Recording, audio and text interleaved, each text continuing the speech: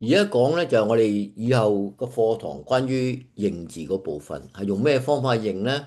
係點樣去學咧？咁而家係詳細解釋，呢個係黃簡老師提議嘅方法，我亦都覺得非常之好嘅方法，我亦都係用呢個方法去學咗好多字。咁咧，黃簡老師嘅提議咧就話，我哋認字咧應該好似急就章咁樣。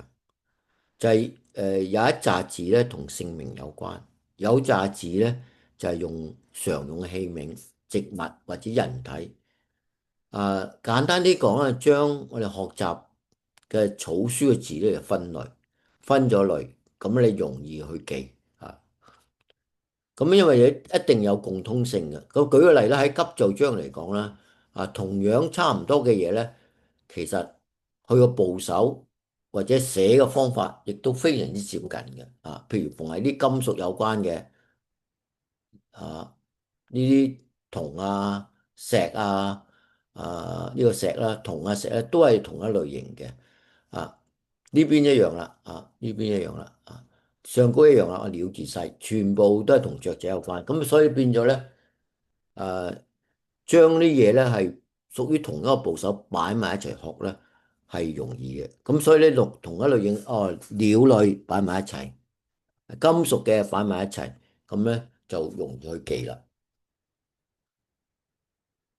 咁咁點解我哋唔索性學急就章咧？咁樣，因為咧其中出現問題咧就話。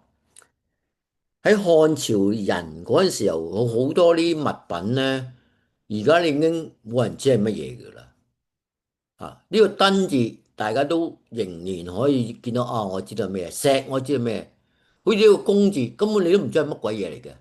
呢個隨字亦都唔知。咁咧，你學咗呢啲字咧，基本上你用嘅機會咧就非常之少啦。即係你所謂就係氣力就花咗啦。咁但係咧，你用處雖然我哋即係可以寫嘅機會係比較少，即係再寫翻出嚟嘅機會係非常之少啦。咁所以咧就唔可以就咁用急就章，一定要將嗰啲字咧係再組織一次啊。咁呢啲字少用咧，就你知道啦，漸漸就冇人識讀，漸漸就冇人識寫。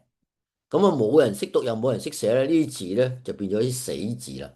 啊，你揾字都揾到嘅，但係從來都唔會有人再寫再用嘅，咁就唔理想咧。花咁多精神學呢啲嘢，但係咧用唔着嘅。咁我哋希望咧唔好浪費大家嘅時間，掌握嘅時間走去學草書去睇草書嘅字，因為時間係好長，要學嘅時間。如果假如再加埋呢啲，可能我哋一世都唔會寫嘅字咧，咁真係不得了啦。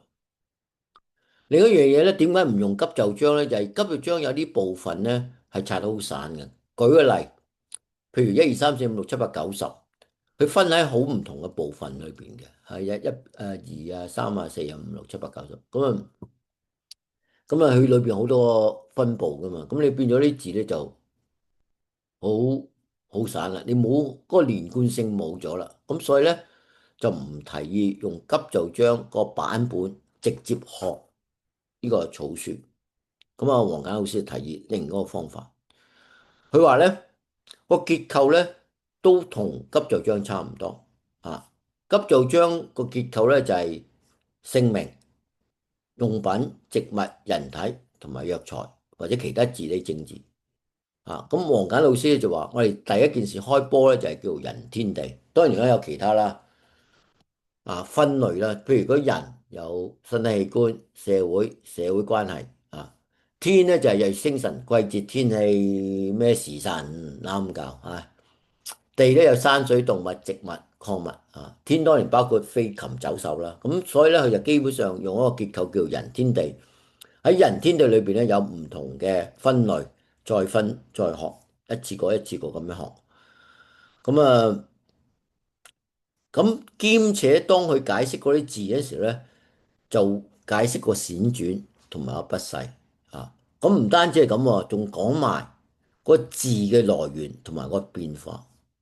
個字嘅來源同而家甘草嘅變化係點樣嘅？即係兩次草化究竟變成一個點樣嘅字？咁所以個層面咧，係好多之前講嗰幾個學習方法係冇包括嘅，包括草書歌訣啊、符號啊，都冇做到筆勢同埋字源嗰部分啊。咁所以你學習記憶方面咧就容易啦。咁當然嚟講咧，有啲字咧都要死記嘅，一定要死記嘅，因為個變化太大，咁你一定要記得佢究竟點樣變化。但係你知道個道理咧，你點都容易去即係將所有嘢攬埋一齊。如果你唔知嗰個道理來源原因咧，你記個字就比較困難啦。咁所以咧，誒呢一個方法係比較好嘅方法。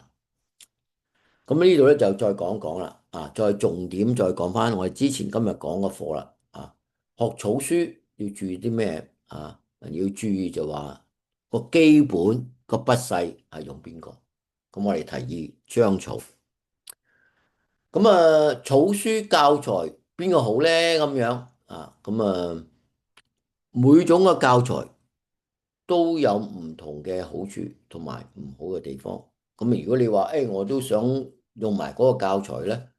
咁你要諗下你自己習慣咗係咩啦？習慣係背啊，習慣係諗啊，定係習慣點樣咧？用分析符號去做咧？咁呢個咧就係每個人學習個方法唔同。